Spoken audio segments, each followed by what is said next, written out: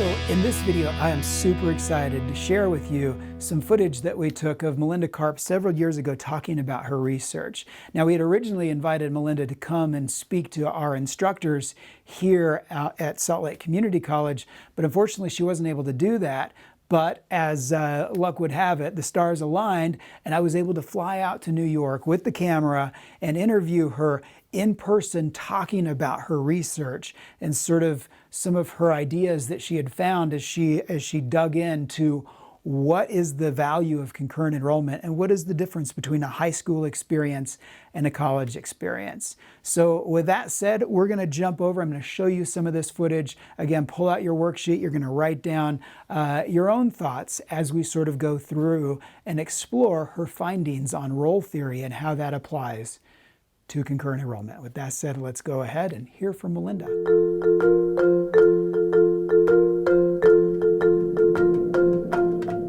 So I'm Melinda Karp. I am currently the Assistant Director here at the Community College Research Center, which is at Teachers College, Columbia University. I have been here nearly 2 decades, and I have worked everything from a very junior research assistant all the way up to my current role, where I do a fair amount of administrative work, but then also run a large portfolio focusing on student success outside of the classroom. So everything that goes into persistence and completion that's not around pedagogy and content, all that other stuff that goes into success. So advising, counseling, readiness, and dual enrollment fits in there. Career and technical education, all is currently or has been part of my portfolio over the past 15 to 20 years. That's awesome. So how exactly did your research on defining and clarifying the role of a college student come about? Essentially, this was back in the early 2000s. Folks were starting to realize that dual enrollment or concurrent enrollment was growing. It was no longer just, a student who was really bright, used up all of the math in their high school, so went to the local college to take calculus. It was becoming a thing. There was a lot of conversation about opening up access. How broad should it go? And at the time, and this is still true, most students who participate have some base level of academic proficiency. You can't do dual enrollment if you need remediation, and that's actually a policy in most states. So as a researcher, there's a bit of a conundrum, because programs keep saying, well, our students do better when they come to college. And any researcher will tell you, well, that's not a fair comparison. It sounds great, but if you're recruiting all of the B+, A- students, of course they're going to do better when they get to college than the average, because they came in with a relatively high degree of skill to start with. So the question is, well, we can control away some of that statistically, but really, what's the value add? Is this another program that's just going to take resources and give them to our most academically capable students? Or is there something else going on here? Why would we want to invest in a dual and concurrent enrollment program when we could be doing some other version of college readiness? And so this is how I started to think about, well, maybe there's something else going on here that's not just about the academics. Maybe the value add is some other piece of readiness. And that really was driven also by the fact that when we do those statistical controls, we do see that 2 students who have the same grade point average, who come from similar backgrounds, however you measure that, race, class, etc., the student who participates tends to do better. So it's not purely an academic experience, right? Because you would expect 2 students who look the same on paper to do equally well when they get to college, but they have this one thing that's different. So what's driving it? It's not that they can't do writing, because they both had the same GPA. Something else is going on here. So that was really the research question that motivated my interest in dual enrollment, was to try and come up with an argument for why this is worthy of investment. So that led to some work talking to dual enrollment students, where it became very clear when you speak with them that there's something super powerful happening, which is that they get to practice being a college student. Now, your work centers around the college student role. Could you define role for us? So the role is important to know that it's a sociological construct. So the idea is that we all play a part everywhere in our lives, whether that's at home, at work. We all play different parts. We wear different hats, right? And the sociology theory behind that is that we play these different parts, and we sort of learn to play them in interaction with other people. So when you come into a new job, you kind of have to learn to play that part, and you learn it from the people in your office. And you get feedback on it, actually, right? And this is all hidden. I mean, sociology is a very cool social science discipline because basically it unmasks the hidden things that we live every day. You get feedback. The new mother who does it wrong gets feedback on what a mother's supposed to be. And then we have lots of conversations about, is that right? How does culture influence it, et cetera. So all of these roles are defined by us in the universe. And then they're kind of structured and they change over time, but often slowly. So what ramifications then exist if high school students don't learn the college student role? The ramifications when people, and I'll talk somewhat in generalities because I think it's relevant to all sorts of roles, and it's just kind of fun to think about when you think about your own life. What happens sociologically if you enter a role and you don't know the expectations, one of two things happens. You either start to learn it because you get feedback, or you, as I've said before, kind of give up. So if we go into a role and we don't do what's expected of us, we will get feedback from the other people in the ether that we're doing it wrong. That can be subtle things like just feeling like you're ignored. It can be explicit, like in school if you get a bad grade. So all of these roles have expectations, and you get feedback from the people around you if you are doing it wrong. And you will either learn as a result what the expectation is. Oh, I'm supposed to stay here, or oh, I'm supposed to use different margins in my paper so I don't get in trouble, or the teacher prefers it when I address him or her as professor, whatever it may be. You may learn those, or you may start to feel like, God, I'm getting a lot of negative feedback. I don't know why, I don't know how I'm supposed to change it, or frankly, like, I don't really like this game, and you leave. And so this is very common in things like professional exit, right? You get into a profession, you start to learn the norms, it feels very uncomfortable, it doesn't feel right, the relationships feel off, and you go find a different career. All those lawyers who realize they actually don't like lawyering. So the negative feedback that you get either is instructive and you learn to succeed, or it is in some ways destructive and you go find a place that feels better. That better aligns with who you are and who you want to be. Now, there's an identity component to all of this too that we've only talked about a little bit, which is that sociologically over time, what tends to happen is as the feedback becomes more positive, as you create more relationships or social ties as part of that role, it becomes integrated in who you are. Once that happens, it becomes even harder to leave. So once that happens, the negative feedback is less likely to kick you out and more likely to just be really depressing, but you're going to stick around because this is who you are now. So part of the potential for dual enrollment, and this takes longer to happen, so we don't see it quite as dramatically, but you do see it in a number of students, is they start to identify themselves as a college student.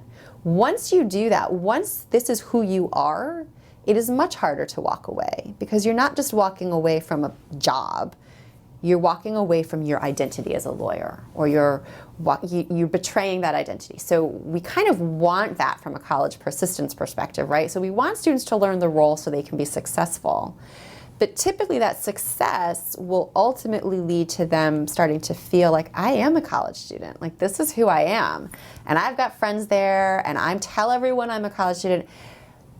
Dropping out becomes a lot harder once that's in your identity, because now you're walking away from who you are, not just an enrollment check. And so the role learning is step one. You want to get to identity because then the persistence is even more likely to happen. So how then exactly do you do that? I mean, how do you both teach and help students learn this role? To some extent, it is, a reframing, as you said, right? Like, we need to start helping all of the adults in the concurrent enrollment room understand that we need to treat our concurrent enrollment students like college students, because that's where the power lies. Like, if you believe that this is a good program, then you need to get there in your own head. Because the students are the ones who are telling us that that's where the power is. I mean, I have literally had students who are in both AP and concurrent enrollment say to me, AP is a really hard high school course, but it's still high school. Concurrent enrollment is college, and I learned a different set of skills. And so the grown-ups need to be the ones who are like, okay, so I need to look at this differently. That said, and I don't want to not talk about this, they are still high school students, and failure has real implications. One of the things that we've argued is for some scaffolding around that. So you could view this as a learning experience where, like I said, that first half of the semester, maybe you don't go full bore authentic. You teach students, how do you ask for help in a college course, so that by the second half of the semester they can do it. That's, to me, part of the power of concurrent enrollment is if you do it right and if you acknowledge that there are these very subtle differences, then you can start to create a real college experience. And that's really powerful for students. It's good for faculty, but it's really powerful for students. So yeah, so that's why I get excited about it. All right, guys, so now it's time to go ahead and pause the video. You're going to pull out your worksheet, and you should have the following 2 questions there on your worksheet. You're going to write down your responses, your own reflections, and then once you finish that, you can go ahead and continue the video. So I'm wondering if now you could talk a little bit about this idea of fluidity and awareness. So the idea in general, if you think about being a college student as compared to being a high school student, it's much more fluid. And as a result, you need to be a lot more self-aware. So the idea is that, and this shows up in all of the dimensions we're about to talk about, there's a little bit more wiggle room than in high school. So how you get to good studying looks a little bit different in high school, and I will say this is a gross generalization, and I think, again, some high schools pride themselves on not teaching this way, but overall, there are flashcards. The teachers say, you know, this is how you take notes. I'm going to put it on the board. Tonight we're going to do our flashcards, and I'm going to check them tomorrow, et cetera, et cetera. And the goal is to make sure that all students get to learning and good grades. In college, the expectation is you will learn and you will practice and you will have good academic habits. But how you do that, kind of up to you. Do you want to study at 2 in the morning? Do you want to not study until the night before? Like, I'm not checking your homework. You can make flashcards or not. So there's more fluidity, there's more room to sort of make it up as you go as a student. What that means is that you need to be more self-aware. You need to realize flashcards work for me or they don't. I can't cram very well. I need to study in advance. And so that self-awareness, that like metacognitive ability is new for a lot of students. Now again, this research was done 10 years ago. I know, at least in the reading that I've done around high schools, I think there is more of a recognition that metacognition matters, et cetera. So this may be slightly different now. But this notion that a college student really needs to be aware enough to know, again, when I need help, what kind of help, how do I study best, is different from a high school student who's being told, you will study tonight, this is what you will study, this is when you will study because you're in school until 3 p.m. and activities until after or whatever. And so there is this fluidity and this self-awareness now. And the thing about that, I think, is that cuts 2 ways. In some ways, it's a really good thing because it means that students can figure out what works for them. And it's particularly useful for our older students who are working and need a little extra fluidity in their life. But it also puts that self-awareness puts a fair amount of a demand on a student in terms of being able to navigate these expectations because nobody's giving you a roadmap anymore. And that in and of itself is a different skill. So how exactly then does a high school teach fluidity and self-awareness? Yeah, and this is where I start to, I'm the sociologist who studies it, and I'm not always one who has to implement it. So I'll sort of just honestly say I'm curious about people who are more skilled in pedagogy than me to figure this out. But I think one of the things that's super helpful is really giving students a chance to practice that and some scaffolding. So the idea that, okay, we have a test in 3 weeks. Here are like 4 or 5 different ways you might study. Which one would work for you, right? And you do that for the first prelim or first exam. Maybe you don't do that for the second, or you do a modified version of that for the second, of we have an exam in 2 weeks, reflect on what you did, how would you change it? And also I think there's a level of just being explicit, of like, I'm not gonna tell you how to study. I mean, I think students are often shocked that no one's giving them the notes and giving them a study guide, that like they have to make their own study guide. So even just explicitly saying for students, like, I expect you to figure out on your own when and how to study. And if you come to me and ask me, I'll give you some ideas, but my expectation is that you figure this out. Even that, I think, is new for some students. and would be useful. So I think there are some ways you can weave that into the structure of a dual enrollment course that, again, would scaffold it, right? Like, you don't want to just let students off on their own that first semester. And also just structuring your course to have moments where students are given a lot of choice in how they accomplish a goal, or weaving in metacognitive skill building, a lot of those reflection pieces, so that they become a habit for a student, could be helpful. So if you don't mind, why don't we take a minute now and talk about academic habits?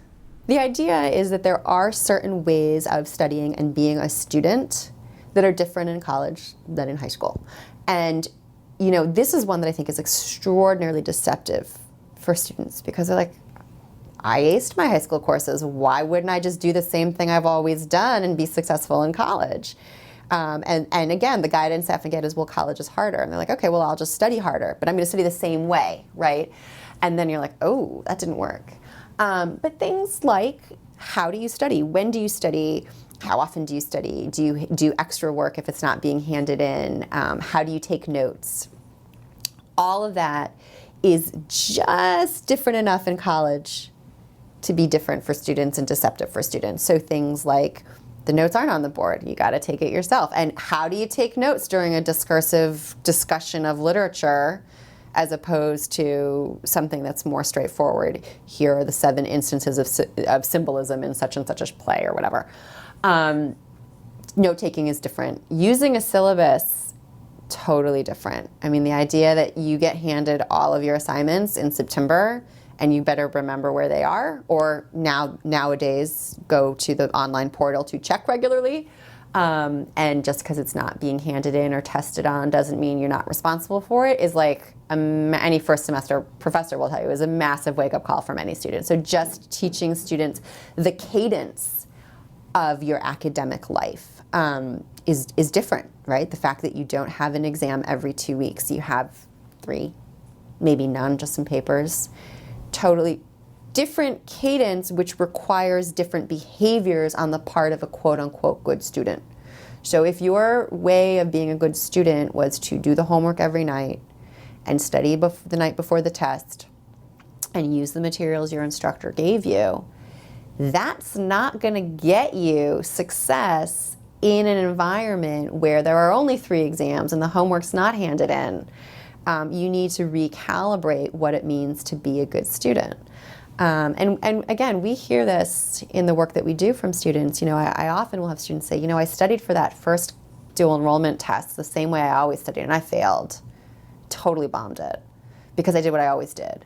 So I had to do something different the second time, and now I know, and I did so much better.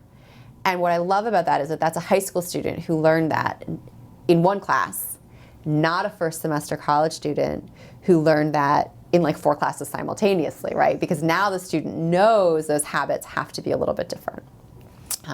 So that's really the difference, is how do you handle that cadence, and how do you rejigger note-taking and studying and following assignments? Yeah. Well, that's a really good point, too, the fact that they learn it in one class as opposed to 4 simultaneously. I think that's important. Yeah, I do too. And we call it role rehearsal. It's sort of this gradual entry into practicing. And then you fail. It's not low stakes because, like I said before, you don't want an F on your college transcript. But it's a heck of a lot lower stakes than once you're on the campus taking 4 courses. And often those first exams all hit at the same time. So if you don't have the right study skills, you may bomb all of them. And then again, you can imagine that's a lot of negative feedback. And you can imagine students who already were sort of like, do I belong in college? My parents didn't go to college. Maybe I shouldn't be here. Being like, I'm not actually college material. I'm out. Whereas if you give them that toolkit, they're much more likely to be successful. All right, so once again, it is time to pause the video, pull out your worksheet, and write your own responses to the following 2 reflection questions. Once you've finished that, you can go ahead and start the video. So as I've mentioned now, probably feels like a dead horse, colleges have a culture, right? An institutional culture that we who live there don't actually recognize. And the problem with that is that students, they need to know that. And so there are some very important pieces of being in an academic world on a college campus don't always come through on a high school campus. So things like talking is actually a valid form of learning. Arguing is a valid form of learning. It's not that your professor is just up there ranting and raving, usually, sometimes maybe, but not usually. There's actual pedagogy and a value in that kind of conversation. Just understanding that and understanding why it's there is often jarring for students who are used to a different form of dialogue and teaching. So just understanding that culture of sort of academia, what it means to be a scholar. So learning that there are a lot of people on a college campus who want to just talk about things because they're cool, and that's okay, is kind of important. And that's hard for students. Not everyone has that same point of view. So that's the discourse, is the valuing of it. And I think the second piece of that is around understanding how to engage in difficult conversations, whether it's around race, around class, around literature, sexuality, whatever it is. Those conversations happen or should happen on a college campus. And learning how to, and certainly we have not solved this problem on our college campuses, but learning how to engage in that discourse in a way that both honors it and respects multiple viewpoints, make an argument about it that's both persuasive but not insulting, all of that, and recognize that as a culture, higher ed values that, or says they do, is really important and potentially very different from a high school where people are perhaps shying away from that kind of conversation, where because of the types of testing we do, the discourse is a little bit less nuanced, shall we say, all sorts of reasons. So that is a very different kind of culture, that academic culture. And again, some high schools really value that and do that, and many high schools, for all sorts of very good reasons, are much more focused on graduation, state standards, like we've got to learn, we've got to make sure our students leave learning certain things. And so that's the discourse. And then what was the last one? Recognize that community college is less forgiving. Oh, less forgiving. So that is, it's funny, you know, and then there's also the cultural respect. Community colleges, I've mentioned the fluidity, and so in some ways they are forgiving, right? If you want to study at 2 in the morning, rock on. But there's also an element that, like, the test is the test. Like, don't tell me the dog ate your homework. Don't tell me, like, there's no patience for that, right? Like, you show up, you pay your bills on time, the person doesn't care, really.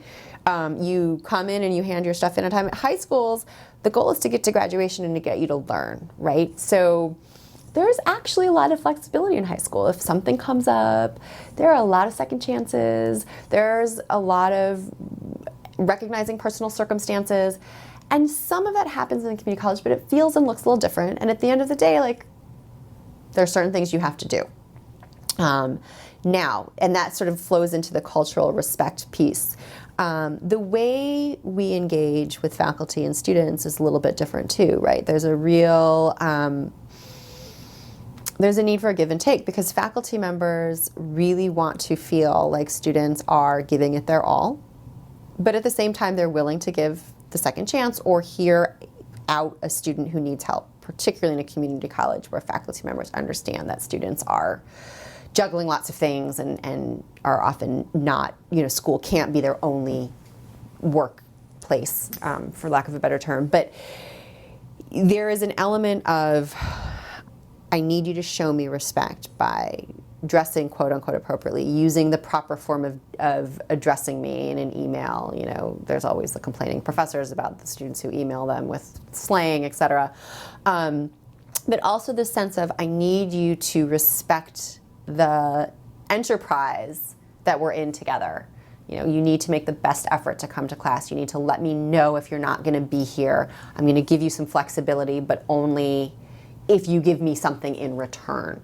And that give and take, I think, is a little bit different than high school, because in high school, at the end of the day, everyone has to be there. Everyone wants to get you to graduation.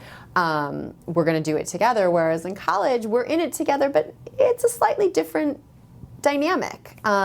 We hear a lot that from college faculty, you know, I want students to show me that they want to be here. And to some extent, you know, I think that's unfair, because students, as I said before, that single mom who's working 2 jobs and whose car broke down probably does want to be there, and I think we need to acknowledge and honor that. But I think students on the flip side need to understand that there are ways you show you want to be there. You email, you use the proper form of address, etc. And that's where I'm talking about that cultural fit, that culture of how you show you want to be there, how you show respect, is important. And it's unfair to our students to not say, like, listen, when you get to community college, here's what people expect you to do. They expect you to dress a certain way. You're going to have to essentially code switch. And we're going to teach you how. That doesn't mean that home cultures or other cultures, work cultures aren't important, but on this campus, this is the culture and here are the rules, and we're going to tell them to you so you can meet them. I'm a big believer in laying bare these structures, right? So, being very clear with students that when you get to college, like, you can't call your professor by their first name, you can't call them, hey, miss. Here's how you write an email. We can talk about why you should or shouldn't, but, like, you need to know that this is the expectation. Let's talk about how we make that culturally comfortable for you. I'm thinking of, particularly students in schools where, this is a very different culture, or whose families don't know collegiate culture. I just keep coming back to this idea, this quote of, they didn't tell me what they expected, so I didn't know what to do. If you tell them what to expect and you model it, that's the first step towards helping students understand. And then then they're free to reject it, but at least they're rejecting it on grounds that are explicit, not because they didn't know. All right, once again, time to pause that video, write down your own thoughts, and then go ahead and proceed on once you finish that. Now, your research talks about help seeking. Could you talk a little bit about that? So this one feels to me really critical, and we've written some subsequent papers just on how you help students sort of navigate this. In high school, again, typically, students really are, like, they reach out, right? Like, we don't want you to fail in high school. We want you to we want you to graduate, right? So, like, if you're failing, the teacher's going to call you. And everybody knows you, even in a big high school. People know you. And if you're in trouble, someone's going to ask you if you're in trouble, and the teacher's going to say, come see me, and blah, blah. In college, it's not like that. Now, that is not to say that college instructors aren't available, because they absolutely are. And there are, as I've said, a ton of resources on a college campus. It's just structured very differently, and the locus of control is different. So if in high school, the locus is the high school is responsible for reaching out to a student to make sure that student is successful, in college, it's flipped. Where it's really the student, there's a menu of ways to get help, and it's incumbent upon the student to figure out when and how to do that. That in and of itself is a challenge, but what really sort of makes that even harder, and again, I'm often very much focused on our least advantaged students, because they're the ones who this in particular really, they get screwed, to put it not at all eloquently, is that requires a fair amount of confidence and ability to navigate and social capital, right? Just even knowing who to go to, that isn't totally fair. So just, again, there's a lot of research around our men of color who come to campus, our first generation students who already feel really tenuously connected to higher ed. Asking for help, like going to someone who has a PhD or who's, whatever, and saying, this isn't working for me, like, that is an identity threatening, because that is just like waving your arms, being like, hey, look at me, I don't belong here. And if you already feel like you don't belong, why would you do that, right? Becky Cox, again, in her book, talks a lot about how students will do really funky things that look completely counterproductive, like not handing in assignments. And it drives professors nuts. Like, just, if you handed it in, I know that you could get a C and you could pass, right? And instead you're going to fail. When she talks to the students, she realized that for many students, better to fail because you didn't hand in a paper than fail because you handed in a paper and you couldn't do the work. So this notion of when you get to college, it is expected of you to ask for help is laden in all sorts of ways. A, just from a skill point of view, knowing how to do it, but B, there's all sorts of cognitive and emotional demands that go along with it. So teaching students early that it's okay, how to do it, giving them the skills is really critical, because if they don't know how, and how to feel comfortable, they're not going to ask for help. So help seeking in college, it really, because it is ultimately incumbent upon the student to ask for help, it does take these three things. You need to know when you need help, which requires a fair amount of self-awareness, to identify that you're going to have trouble and know soon enough, right? Like, when do you pull the crisis button? It's not after you failed 3 tests, right? But knowing that timing is actually important.